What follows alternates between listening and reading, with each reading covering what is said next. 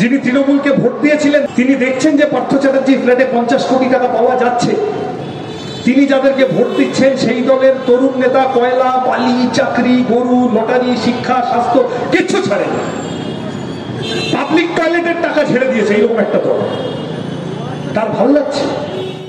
ওরা কাজও করে কিন্তু চুরি করে, তাহলে চুরিটা করে যখন ক্ষমা করে দাও, কারণ ওরা একটু কাজও করে, ওরকম কোনো কথা হয় না। যে চোর সে চোর, যে চোর না সে পাবলিকের টাকা না মেরে সে পুরো টাকাটা মানুষের কাজের জন্য লাগাবে। This is our promise, this is our guarantee. সাংসদ তহবিলের 100% টাকা যাদবপুরের উন্নতি কল্পে, দক্ষিণ কলকাতার উন্নতি কল্পে আমরা খরচ করব। শালিমার স্টেশন, সাঁতরাগাছি স্টেশনে গেলে আমাদের বাংলা তরুণ প্রজন্মের কি করুণ চেহারা দেখা যায়। জেনারেল কামরায় গাদাগাদি করি। এই যে কয়েকদিন আগে করমন্ডল এক্সপ্রেস অ্যাক্সিডেন্ট হলো, কে মরলো, কারা বেশি মরলো দেখতে পেলাম না। জেনারেল কামরায় পশ্চিমবাংলা থেকে কত পরিযায়ী ছিল, কত বাইরের ছেলে, আমাদের ভাই বোন, আমাদের পরিবারের ছেলে।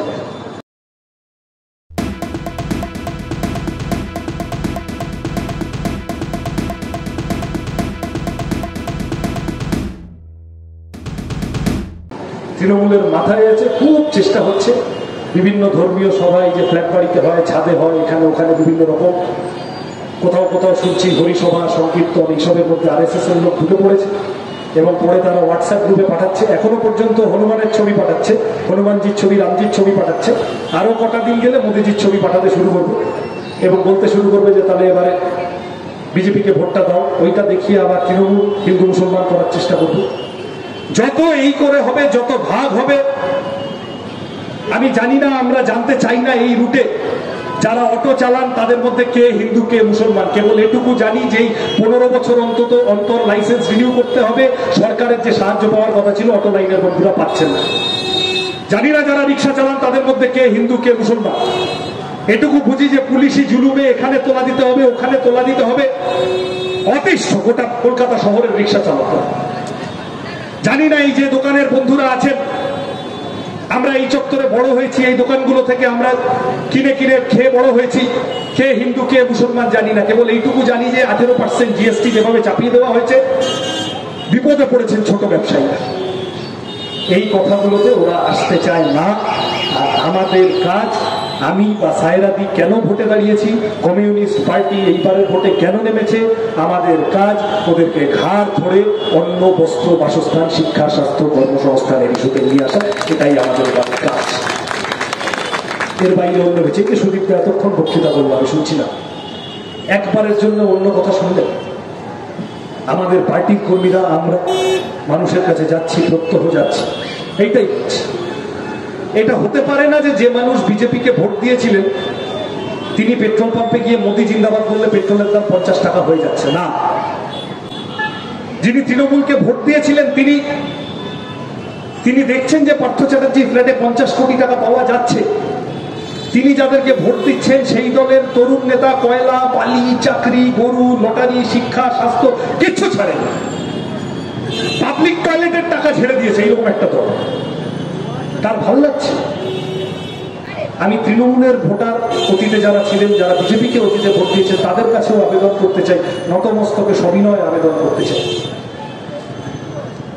এইবারের নির্বাচন আপনার জীবন যন্ত্রণা, এই যে এই যা কারেন্ট, ইলেকট্রিসিটি, এইসব যা হচ্ছে, এ তো বেছে বেছে নিশ্চয় যাদের কাছে মাইকের আওয়াজ পৌঁছাচ্ছে কেউ না কেউ তৃণমূলের সমর্থক আছে, দোকানে আছেন, বাড়িতে আছেন, এই রাস্তাঘাটের আশেপাশে আছেন। তাকেও van, light, TV, fridge, AC বেশি টাকা দিয়ে চালাতে হয়। তার থেকে বেশি টাকা নিয়ে গোয়েঙ্কার কোম্পানি ওই টাকা তৃণমূলের ভাইপোবাবু যাতে আরেকটু আয়েস করে বাঁচতে পারেন, বাড়িতে আরেকটা এলিভেটর লাগাতে পারেন, তার বন্দোবস্ত করবে। এতে যিনি সাধারণ তৃণমূলের ভোটার, যিনি চোর নন, যিনি এই দুর্নীতিকে পছন্দ করছেন না, তার তো দেখে খারাপ লাগার কথা। আমার আবেদন তার কাছে, এই চুরি ডাকাতি বন্ধ করতে হবে। এবং এই চুরি ডাকাতির সাথে মানুষের পকেট কাটার ওতপ্রোত যোগাযোগ আছে। ওরা কাজও করে কিন্তু চুরি করে, তাহলে চুরিটা করে যখন ক্ষমা করে দাও, কারণ ওরা একটু কাজও করে, ওরকম কোনো কথা হয় না। যে চোর সে চোর, যে চোর না সে পাবলিকের টাকা না মেরে সে পুরো টাকাটা মানুষের কাজের জন্য লাগাবে। This is our promise, this is our guarantee. সাংসদ তহবিলের 100% টাকা যাদবপুরের উন্নতি কল্পে, দক্ষিণ কলকাতার উন্নতি কল্পে আমরা খরচ করব। দেখা যাচ্ছে তো কি অবস্থা হয়েছে। মহিলাদের ক্ষমতায়ন চারদিকে ঘটের ছবি এঁকে চলছে, খুব ভালো। আমি সরকারি প্রকল্প বললাম এবং এটাও বললাম যে মানুষ নির্ভয়ে ভোট দিন, কোনো অসুবিধা নেই, কিচ্ছু বন্ধ হবে না, বরং বেশি বেশি করে যাতে চলে তার বন্দোবস্ত। কিন্তু সন্দেশখালি তো দেখাচ্ছে মহিলাদের ক্ষমতায়ন যে জায়গায় থাকার কথা তার চেহারা পশ্চিমবঙ্গ সেই জায়গায় নেই। তৃণমূলের এই প্রকল্পগুলোর বিজ্ঞাপনটা খুব ভালো আছে, হোর্ডিংটা, বর্ষণের থেকে গর্জনের পিছনে খরচ বেশি, এবং সেই মানে গাড়ির হেডলাইটটা আছে ভালো জ্বলছে, কিন্তু ইঞ্জিন গোলা।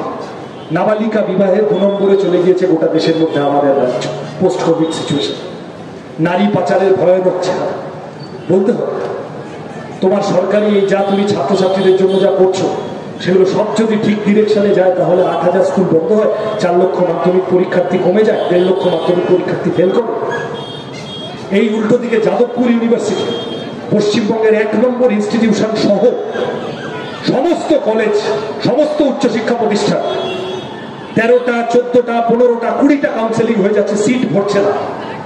আমাদের ছেলেমেয়েরা তারা স্কুল পাস করে কলেজে পড়তে আসছে না, 6 সিট ফাঁকা হয়ে যাচ্ছে। আপনাদের মধ্যে যারা কলেজে পড়ান বা কলেজের অ্যাডমিনিস্ট্রেশনের সাথে যুক্ত জানেন, তাহলে এই ছেলেমেয়েগুলো যাচ্ছে কোথায় চলে যাচ্ছে আমাদের ছেলেমেয়েগুলো, কি তাদের বন্দোবস্ত হচ্ছে? যারা বাইরে কাজ করতে চলে যাচ্ছে, একদল কোটটাই করে কাজ করতে পারে গুরগাঁওতে, ইলেকট্রনিক সিটিতে, হায়দ্রাবাদে, বেঙ্গালুরে, নয়ডাতে, আর যার সেই সংস্থান নেই সে রোজের টাকা একটু বেশি বলে তামিলনাড়ুতে, কেরালায়, রাজস্থানে, অন্যত্র গিয়ে বাঙালি পশ্চিমবাংলার মানুষ বাংলাদেশি হিসেবে গালাগাল খেয়ে কুকড়ে বেঁচে আছে। অবস্থা, দুরবস্থা। শালিমা স্টেশন, সাঁতরাগাছি স্টেশনে গেলে আমাদের বাংলা তরুণ প্রজন্মের কি করুণ চেহারা দেখা যায়। জেনারেল কামরায় গাদাগাদি করি। এই যে কয়েকদিন আগে করমন্ডল এক্সপ্রেস অ্যাক্সিডেন্ট হলো, কে মরলো, কারা বেশি মরলো দেখতে পেলাম না জেনারেল কামরায়। পশ্চিমবাংলা থেকে কত পরিযায়ী, কত বাইরের ছেলে, আমাদের ভাই বোন, আমাদের পরিবারের ছেলে।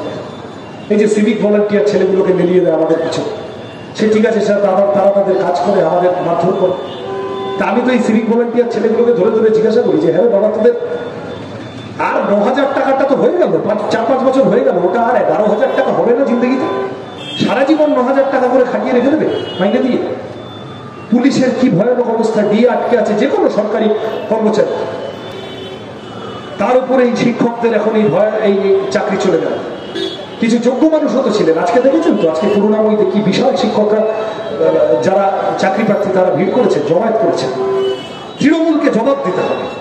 এই চুরি ডাকাতির পরিস্থিতি তৈরি করুক, এই অরাজকতা তৈরি করুক, আমাদের ক্ষতি, এই ক্ষতি থেকে উত্তরণের রাস্তা খুঁজতে আমরা এসেছি। প্লিজ চুরি করবেন না।